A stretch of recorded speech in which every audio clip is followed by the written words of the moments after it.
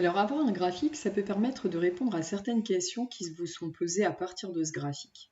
Donc ici, vous avez une fonction qu'on considère qui est petit f et on a tracé sa courbe représentative dans un repère. On va s'intéresser maintenant aux solutions de l'équation f de x égale à k. C'est-à-dire que l'on va chercher des petits x que nous ne connaissons pas, mais qui vont vérifier une hypothèse. On veut que l'image de x par f soit égale à une certaine valeur que nous connaissons. Alors, par exemple, ça peut être 3. Alors, ça veut dire qu'ici, on va chercher donc des nombres x tels que f de x soit égal à 3. Si vous regardez les couleurs qui ont été choisies, elles ne sont pas choisies au hasard. Elles viennent de ce qu'on a vu précédemment, c'est-à-dire que petit x ici est placé sur l'axe des abscisses,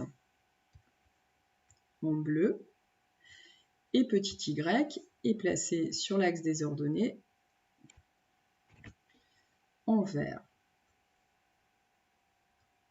Ce que nous connaissons, c'est petit y, c'est-à-dire que nous connaissons l'image de x par f, on sait que ça vaut 3. Dans ce cas-là, comment déterminer la valeur de x qui nous intéresse s'il y en a? Donc ici, j'ai pris un exemple qui est 3. Eh bien, si vous vous souvenez de la première partie, ça va revenir à chercher des antécédents de 3. Et comment on fait pour trouver des antécédents de 3, s'il y en a? On va tracer une droite horizontale passant par ce point, et on va observer à quel endroit cette droite coupe la courbe, et on va observer les abscisses éventuelles. Ici, nous avons un point, donc une abscisse, et nous allons lire graphiquement 1,4. Donc ici, solution de f de x égale 3, eh bien nous trouvons comme solution 1,4, et ça se note S égale, pour solution, entre accolades, la valeur qu'on a trouvée, 1,4.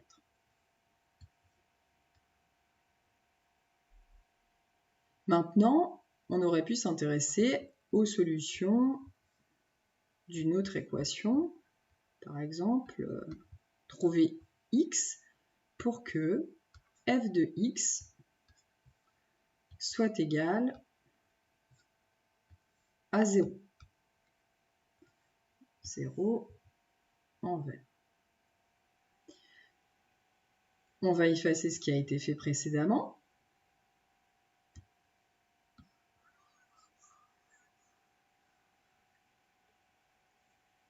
Et on va aller placer 0 sur l'axe des ordonnées. Donc c'est ici. Nous allons ensuite tracer une droite qui est horizontale et qui passe par ce point, puisque finalement, nous allons chercher les antécédents de 0. Et pour déterminer ces antécédents, nous allons observer les points d'intersection de la courbe avec la droite qu'on vient de tracer. Il y a un point, un deuxième et un troisième point. Alors ces points sont déjà sur l'axe des abscisses, donc on n'a pas besoin d'abaisser verticalement comme on avait fait précédemment. Donc là, on lit l'abscisse directement, là aussi et là aussi. Donc nous avons ici 3 abscisses, donc 3 solutions pour votre équation f de x égale à 0. Donc S égale entre accolades, et là nous allons mettre les différentes valeurs que l'on obtient. Peu importe l'ordre ensuite dans lequel vous mettez vos solutions. On sépare les solutions d'un point virgule, donc moins 1, 0 et 1.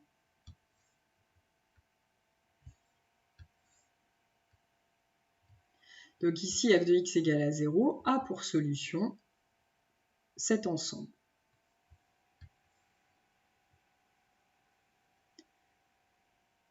Ça revient, donc résoudre une équation, ici graphiquement, ça va revenir à déterminer des antécédents.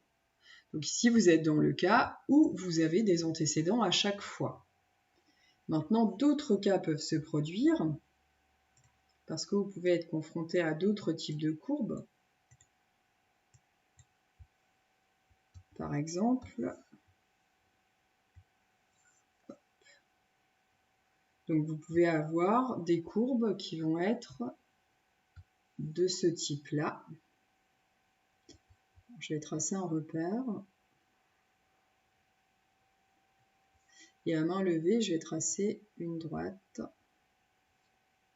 horizontale et une autre verticale. Et puis, je vais tracer une courbe.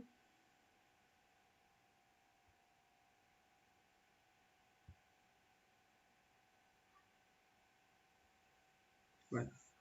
Donc, voici la courbe d'une certaine fonction. Pour cette courbe, je pourrais aussi m'intéresser à des solutions d'équations. Donc là, je gradue mon repère. Et un cas que je n'ai pas rencontré, puisque le dessin ne s'y prêtait pas, c'est un cas où on n'aurait pas de solution. Donc par exemple, je pourrais vous demander de résoudre graphiquement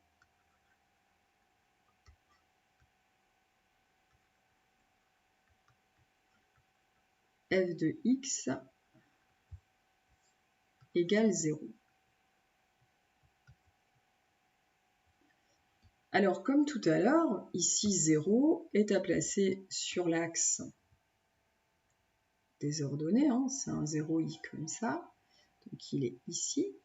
Puis on va aller tracer donc en pointillé une droite qui est horizontale, qui passe par ce point, mais en fait elle est déjà tracée, hein, c'est l'axe des abscisses. Et on va observer les intersections de cette droite avec la courbe rouge. Et là, on constate qu'il n'y a pas d'intersection, parce que votre courbe rouge, elle est au-dessus strictement de l'axe des abscisses. Dans ce cas-là, vous êtes face à une équation qui n'a pas de solution. Donc ici, votre équation n'a pas de solution.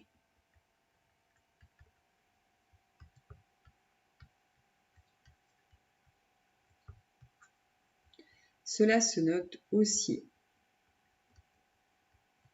S égale ensemble vide. Donc ça, c'est le symbole pour l'ensemble vide, donc il n'y a pas de solution pour cette équation. Voilà les différents types de cas qui peuvent se produire. Je vous remercie pour votre écoute. Cette vidéo est terminée.